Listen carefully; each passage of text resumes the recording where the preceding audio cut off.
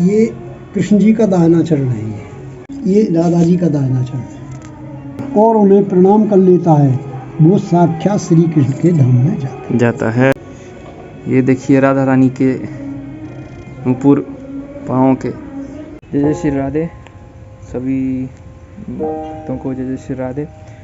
तो आज के इस वीडियो में हम आप लोगों को वृंदावन के बरसाना में चित्रा कुंज में लेकर के जाएंगे। चित्रा कुंज में श्रीमती राधा रानी जी के चरण चिन्ह हैं, एक शिला पर उनके और श्याम सुंदर जी के चरण चिन्ह हैं, पद चिन्ह हैं। और उस स्थान से जुड़ी जितनी भी जानकारी है, एक रासलीला की बहुत अद्भुत एक कथा है, वो वहाँ के महाराज जी के मुख से आपको सुनाएंगे। और हम आशा करते हैं कि भक्ति की असीम अनुकंपा जो है आप महसूस कर पाएँ। तो ज़्यादा समय ना व्यर्थ करें, चलिए वीडियो में चलते हैं। जय जय श्री राधे।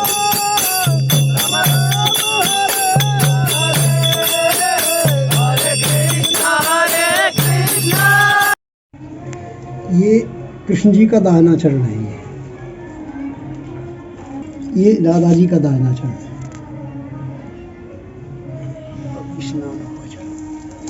जय हो जय हो जय हो जय हो।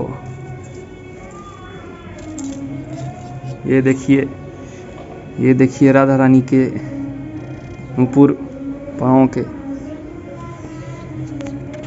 ये भगवान ने जब महाराज किया था द्वापर युग में, तो कृष्ण ने जो जिस समय बंसी बजाई और बंसी की बजाई, तो ये उस समय रुक गया था। और गोपियाँ अपनी रसोई में रसोई कर रही थी, तो गोपियों ने जब बंसी की आवाज़ सुनी, तो वो अपने सारे काम को छोड़ करके और जैसी थी उसी स्थिति में वो कृष्ण जी के पास चल पड़ी। जैसे कोई हलवा बना रही थी तो वो न कढ़ाई को उतार के गई, न आँच को बुझा के गई। कोई दूध उबाल रही थी तो न तो दूध की हांडी को उतार के गई, न मतलब यह आँच को बुझा के गई, और कृष्ण जी के पास चली गई। और जब कृष्ण जी के पास चली गई तो कृष्ण जी ने पूछा कि रात्रि का समय है और तुम अच्छे कुल की स्त्रियां होते हुए और इस जंगल में अकेली चली आई, अच्छे कुल की स्त्रियों को नहीं आना चाहिए ना। गोपियाँ बोली कि इन्होंने ही तो बंसी बजाई और हमें बुलाया और अब कह रहे हैं ये तुमको नहीं आना चाहिए। तो गोपियों ने कहा तुमने ही तो बुलाया है हमको। तो कृष्ण जी बोले इनको इस बात का अभिमान हो गया कि कृष्ण जी ने हमको बुलाया। अच्छा। तो उस अभिमान को दूर करने के लिए, अच्छा जी, मैं और तू मतलब खत्म करने के लिए कृष्ण जी उनके बीच में से अंतर्ध्यान हो गए। जय हो। और जब अंतर्ध्यान हो गए तो गोपियाँ फिर कृष्ण जी की विरह में तड़पने लगी। अच्छा जी। और तड़पते तड़पते इस स्थिति में हो गई कि उनको सभी चीज कृष्ण दिखने लगी। जय हो। और कृष्ण जी जब अंतर्ध्यान हुए तो कहाँ चले गए? ब्रज के 4 धाम है। जी जी। आदि बद्री, आदि केदारनाथ, आदि बद्री, जी जी, आदि गंगोत्री, जी जी, नर नारायण पर्वत, जी जी, वहाँ गंधमादन पर्वत है। जी। अच्छा। उस पर्वत पे ऋभु नाम के एक ऋषि थे। अच्छा जी। वो 60,000 वर्ष से भगवान का मतलब ये अपने मतलब ध्यान में दर्शन करते थे। अच्छा अच्छा जी। तो भगवान उनको दर्शन देने के लिए राधा जी को लेकर चले गए। ठीक ठीक। कृष्ण जी ने उनको आवाज लगाई, लेकिन वो समाधि में थे नहीं जी। जब कृष्ण जी ने क्या किया, उनका जो ध्यान में दर्शन हो रहा था उसको हटा दिया। जय हो। और जब हटा दिया तो उन्होंने आँख खोली तो राधा कृष्ण की साक्षात हुई। जय हो। जय जय श्री राधे श्याम। दर्शन हो गए, खड़े हुए जी, प्रणाम, दंडवत परिक्रमा की जी, दंडवत किया जी। दंडवत करके राधा जी बोली ये तो आपके बहुत अच्छे भक्त हैं। और उन्होंने प्रणाम करते ही अपना शरीर छोड़ दिया। अच्छा। और जब शरीर छोड़ा तो उनके शरीर में से एक ज्योति निकली। अच्छा। और वो कृष्ण जी के अंदर मिल गई। राधा जी बोली कि ये क्या हुआ, अब तो इनके शरीर का हमको तुमको संस्कार करना चाहिए जी। राधा जी जब ऐसे बोल रही थी तो उनका पूरा शरीर पार्थिव जल बन गया, और जल बन करके वहाँ एक सरोवर प्रकट हो गया, देव सरोवर नाम से। वहीं पर वहीं आदि बद्री में। हाँ अभी वो अच्छा होगो ठीक होते हुए है जाएंगे ठीक। इधर गोपियाँ कृष्ण को तड़पने लगी और कृष्ण जी जब नहीं मिले जी तड़पते तड़पते वो उनको सब चीज कृष्ण में लगी, पेड़ों की भी वो आलिंगन करती कि हे कृष्ण कृष्ण है कृष्ण और आपस में गोपियाँ आपस में आलिंगन करती है कृष्ण। जब उन्होंने कहा कि अब कृष्ण जी तो मिलने वाले नहीं है और घर चलेंगे तो रात्रि में हम आए उधर भी मतलब हमसे क्या क्या सुनना डांट पड़ेगी ठीक। इससे तो ऐसा है इस शरीर को हम त्याग दें कृष्ण के बारे में मतलब से रुकी तो उस समय इस पत्थर पर बंसी बजाई थी। अच्छा जी जय हो।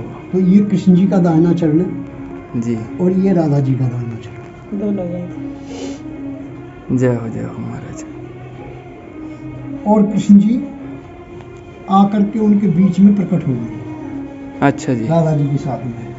अच्छा फिर आए। हाँ और जितनी गोपियाँ थी उतने ही कृष्ण बन गए। अच्छा जी फिर उनके साथ में रास जय हो जय हो जय हो जय हो। अच्छा और रास में शंकर जी भी शामिल होने आए लेकिन उनको सीमा पर रोक दिया गया। और फिर जब उनसे गोपी ने कहा कि इसमें तो केवल एक गोपियों का ही मतलब प्रवेश है, इसमें पुरुष का प्रवेश नहीं है। तो शंकर जी ने कहा कि मुझे तो गोपी बना दो। तो उन्होंने कहा कि गोपियों को गुरु बनाओ तब आप बनेंगे। तो उन्होंने कहा कि बताओ मैंने तो गुरु गोपियों को मान लिया जी। तो उनको कहा कि आप गोपी भाव से मानसरोवर में स्नान करिए। अच्छा जब उन्होंने मानसरोवर में स्नान किया तो उनका गोपी भाव और गोपी अंग प्रकट हो गई शंकर और रास में प्रवेश में और रास 6 महीने हुआ। वो 6 महीने तक रात्रि रही। अच्छा जी संसार बिल्कुल नॉर्मल हो गया था। समय प्रकृति पूरी रुक गई थी समय। ओहो 6 महीने तक जय हो। और एक रात्रि 6 महीने की। अच्छा तो जब रास हुआ तो रास समाप्त हुआ तो कृष्ण जी ने कहा शंकर जी गोपेश्वरी के नाम से थी जी बन के गोपेश्वरी जी। आपने जो रास किया है जी आपने जो नृत्य किया है वो आपका सबसे बढ़िया नृत्य हुआ। अच्छा जी राधा जी बोली कि मेरे से अच्छी नृत्य वाली मेरे से अच्छी और मेरे से इनको अच्छी लगने वाली और कौन आ गई। अच्छा जी इस बात पर राधा जी गुस्सा हो गए ओहो और गुस्सा होकर के रास में से चली गई। ओ तेरा भला। और चली गई तो इतनी गुस्सा हुई कि उनका रंग भी श्याम हो गया और जाकर के मानसरोवर पर बैठ गया। तो इसका गर्ग संहिता में वर्णन है जी। हस्त चिन्ह का चरण चिन्ह का भक्तों की कृपा के लिए ही ये चरण शिला पर्वत से और यहाँ विराजमान राधा रानी ने कराई है भक्तों की कृपा के लिए। तो ये लिखा है हस्त चिन्हम पाद चिन्हम श्री कृष्ण महात्मनम दृष्ट्वा नत्वा नरा किस्य साक्षात कृष्ण पादम ब्रजेति। जय हो बिल्कुल। जो कोई भी मनुष्य महात्मा श्री कृष्ण के हस्त चिन्ह का और चरण चिन्ह का दर्शन कर लेता है जी और उन्हें प्रणाम कर लेता है वो साक्षात श्री कृष्ण के धाम में जाता है। हरि बोल। गोपियाँ अपने घर आई तो गोपियों को न तो हलवा जला मिला न दूध जला मिला और न आँच भुजी मिली क्योंकि समय रुक गया। जो शक्ति थी ना जी जी जी वो शक्ति ये प्रकृति भगवान की शक्ति से चल रही है जी। भगवान की शक्ति से चल रही है। जय हो। सूर्य चंद्रमा भी भगवान की शक्ति से चल रही है। जय हो। और वो शक्ति जब भगवान ने रोक दी तो सब नॉर्मल हो गई। जी जी। और फिर जब वो लौट के आ गई तो फिर ये प्रकृति चालू हो गई। जय। उनको जैसे छोड़ के गई ऐसे ही संभाल